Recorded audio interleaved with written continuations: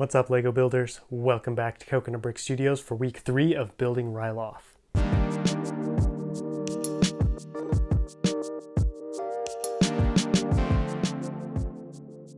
In this week's episode, I'm going to be showing you guys how I bury parts of clone troopers and parts of battle droids in the sand so they're partially exposed so it looks like they've been there for a while, as well as working on some cool tree techniques and some great rock work. We have a lot ahead of us, so let's get building. Okay, we've got a lot to talk about for week 3. As you guys can clearly see, there was a big jump in progress from the end of last week to the beginning of this week. And what I did was I built a bunch of these back rock walls. These are going to be nothing significant, just behind the cliff.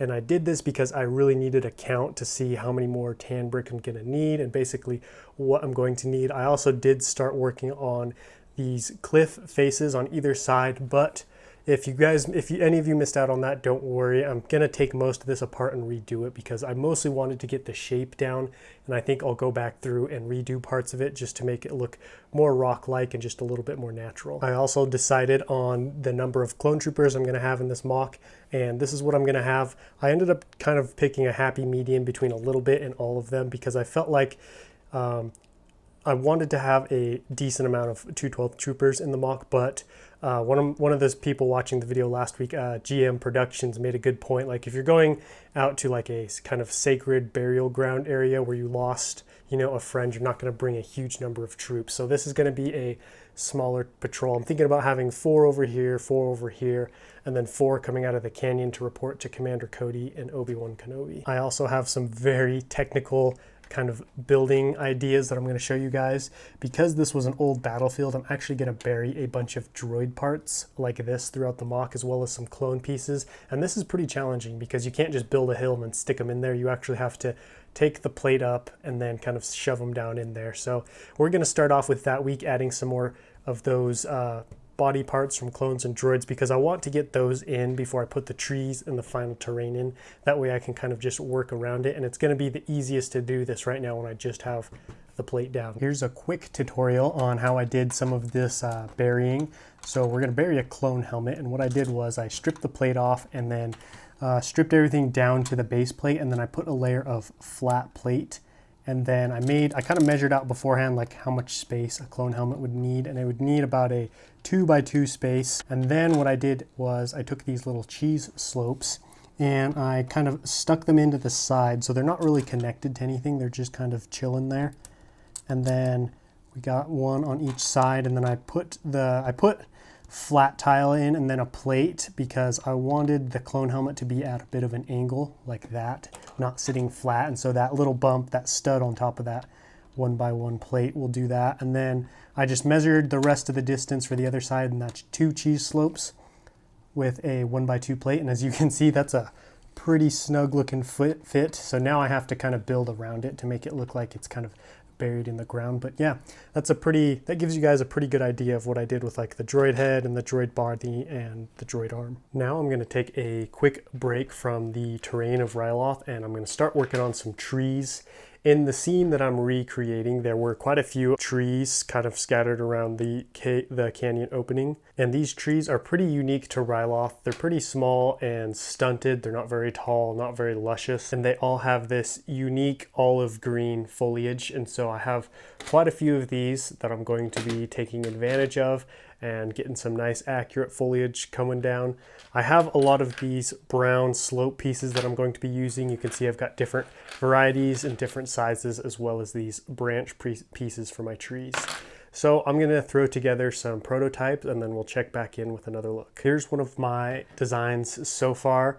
You can see it's pretty small and pretty gnarled looking, but that's kind of how the Ryloth trees look. I like to use brown plate for the branches just because I like to be able to create this crooked and bent feel with the plate.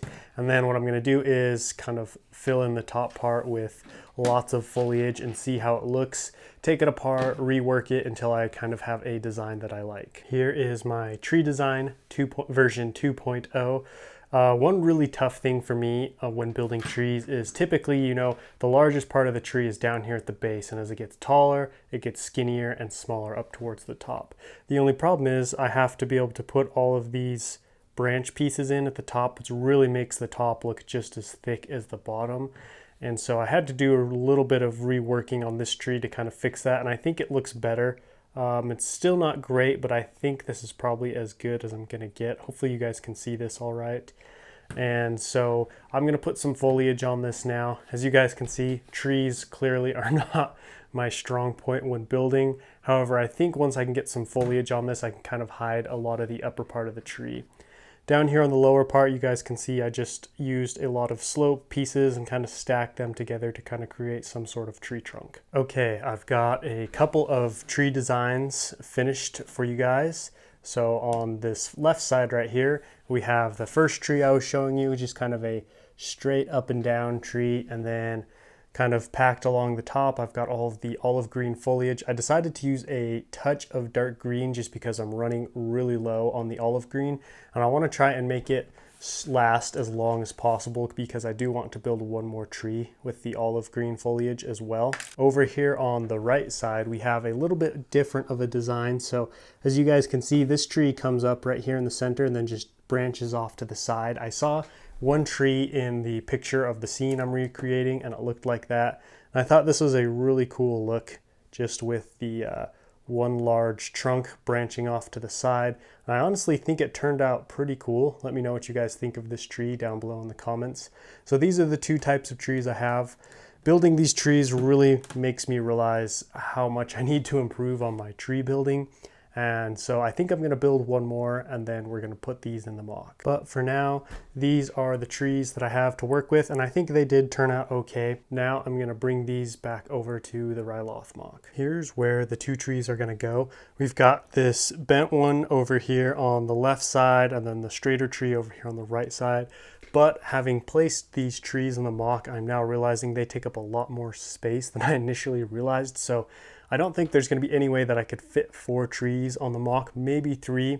You guys will have to let me know down in the comments if I should add one more, maybe like right over here or right over there somewhere. Now that that's all out of the way, time to go hit the outro. I hope you guys enjoyed this week of building Ryloth. I had a lot of fun figuring out how to bury those battle droid parts and clone trooper parts. Even though I do only have one clone trooper helmet buried right now, I would like to expand on that and put some other clone trooper stuff in the mock. Next week is going to have even more progress than this week. I'm really pushing to get Ryloth done at the beginning of August because I have a very special project coming up in the month of August before I start on Utapau. Anyways, I hope you guys enjoyed this week of building Ryloth. If you have any questions, feel free to ask them down below in the comments. And if you guys like this video, don't forget to leave me a big thumbs up.